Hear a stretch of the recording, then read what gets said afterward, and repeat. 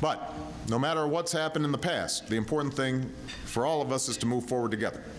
We have some issues right in front of us on which I believe we should agree.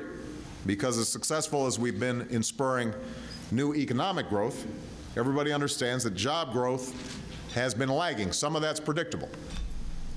Every economist will say jobs are a lagging indicator, but that's no consolation for the folks who are out there suffering right now. And since 7 million Americans have lost their jobs in this recession, we've got to do everything we can to accelerate it. So today, in line with what I stated at the State of the Union, I've proposed a new jobs tax credit for small business. And here's how it would work. Employers would get a tax credit of up to $5,000 for every employee they add in 2010. They'd get a tax break for increases in wages as well. So if you raise wages for employees making under $100,000, we'd refund part of your payroll tax for every dollar you increase those wages faster than inflation. It's a simple concept. It's easy to understand. It would cut taxes for more than 1 million small businesses. So I hope you join me. Let's get this done. I want to eliminate the capital gains tax for small business investment and take some of the bailout money the Wall Street banks have returned and use it to help community banks start lending to small businesses again. So join me. I am confident that we can do this together for the American people, and there's nothing in that proposal that runs contrary to the ideological predispositions of this caucus. The question is, what's going to keep us from getting this done? I've proposed a modest fee on the nation's largest banks and financial institutions to fully recover for taxpayers' money that they provided to the financial sector when it was teetering on the brink of collapse. And it's designed to discourage them from taking reckless risks in the future. If you listen to the American people, John, they'll tell you they want their money back. Let's do this together, Republicans and Democrats. I've proposed that we close tax loopholes that reward companies for shipping American jobs overseas and instead give companies greater incentive to create jobs right here at home. Right here at home. Surely that's something that we can do together, Republicans and Democrats.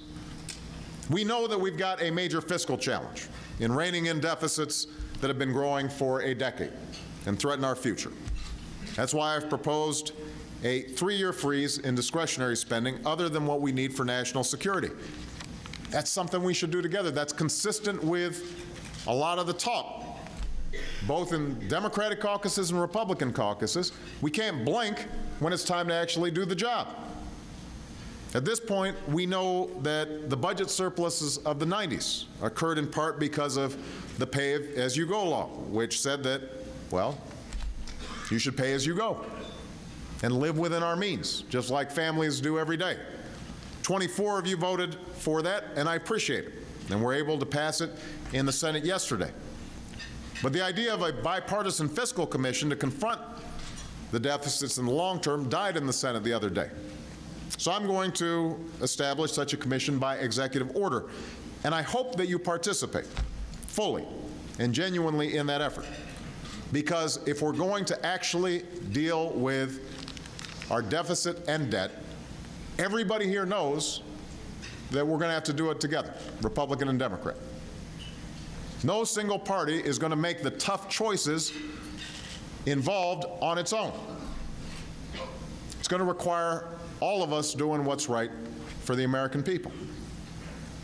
And as I said in the State of the Union speech, there's not just a deficit of dollars in Washington, there's a deficit of trust.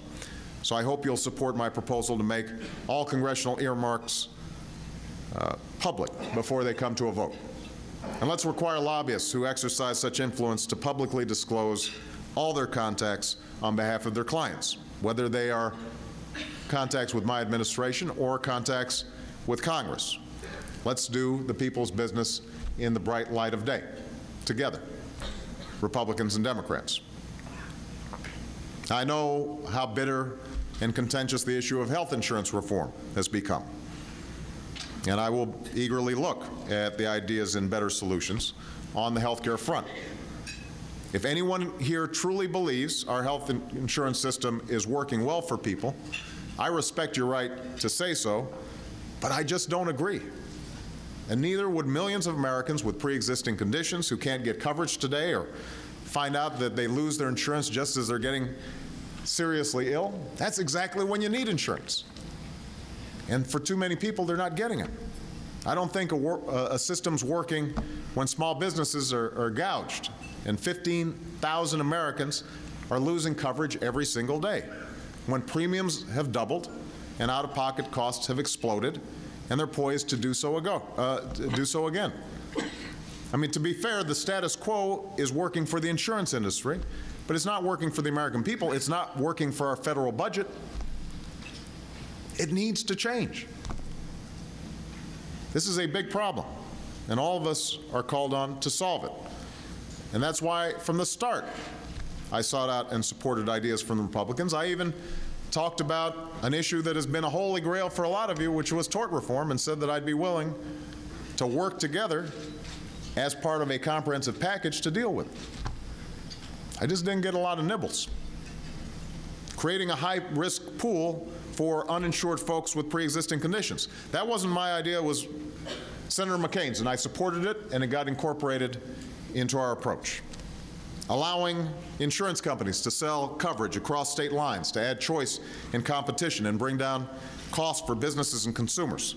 That's an idea that some of you, I suspect, included in this Better Solutions. That's an idea that was incorporated into our package. I support it, provided that we do it hand in hand with broader reforms that protect benefits and protect patients and protect the American people. A number of you have suggested creating pools where self-employed and small businesses could buy insurance. That was a good idea. I embraced it. Some of you supported efforts to provide insurance to children and let kids remain covered on their parents' insurance until they're 25 or 26. I supported that. That's part of our package. I supported a number of other ideas, from incentivizing wellness to creating an affordable catastrophic insurance option for young people, that came from Republicans like Mike Enzi and Olympia Snowe in the Senate, and I'm sure from some of you as well. So when you say I ought to be willing to accept Republican ideas on health care, let's be clear, I have. Bipartisanship, not for its own sake, but to solve problems, that's what our constituents, the American people, need from us right now. All of us then have a choice to make. We have to choose whether we're going to be politicians first or partners for progress, whether we're going to put success at the polls ahead of the lasting success we can achieve together for America. Just think about it for a while. We don't have to put it up for a vote today. Let me close by saying this. I was not elected by Democrats or Republicans, but by the American people. That's especially true because the fastest growing group of Americans are independents. That should tell us both something. I'm ready and eager to work with anyone who is willing to proceed in the spirit of goodwill. But understand, if we can't break free from partisan gridlock, if we can't move past the politics of no, if resistance supplants constructive debate, I still have to meet my responsibilities as president. I've got to act for the greater good, because that too is a commitment that I have made. And that too is what the American people sent me to Washington to do. So I am optimistic. I know many of you individually. And the irony, I think, of our political climate right now is that compared to other countries, the differences between the two major parties on most issues is not as big as it's represented.